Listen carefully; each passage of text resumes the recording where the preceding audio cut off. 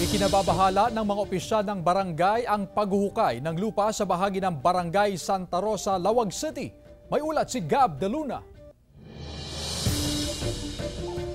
Ikinababahala ng mga residente at opisyal ng Barangay 39 Santa Rosa, Lawag City ang paghuhukay ng lupa sa isang lote sa lugar.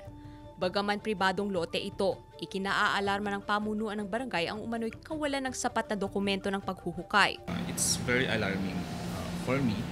And at the same time, may mga na rin kasi, may mga kabarangay na rin kasi kaming nagtatanong kung ano na ba talaga yung ginagawa nila dyan sa area na yan. Ang sa akin lang kasi is sana meron mag-provide na mga necessary or pertinent documents. Dito bak humam tigo.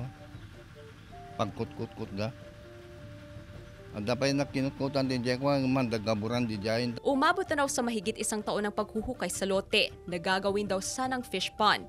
May lawak na raw nakatumbas ng isang basketball court ang nahukay na bahagi ng lote at nasa 2 metro ang lalim.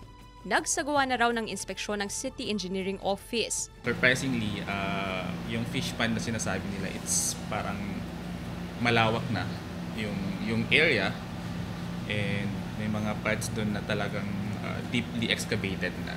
Kaya kung ano yung mga sabihin ni Pastor sa pagdating niya sa Pastor sa next week sa Lunes, malalaman ko na po kaagad dahil sinabi ko kay Cap na i-update ako. Nag-friend sa kami sa Facebook para i-update niya ako yung anong nangyayari yan sa project na yan. Meron silang kukunin na form dito, then bibigyan pa nila, then they have to apply. Tumangging magbigay ng pahayag ang mga nagsasagawa ng excavation. Kasama si Reynold Velasco, Gab de Luna, 1 North Central Luzon.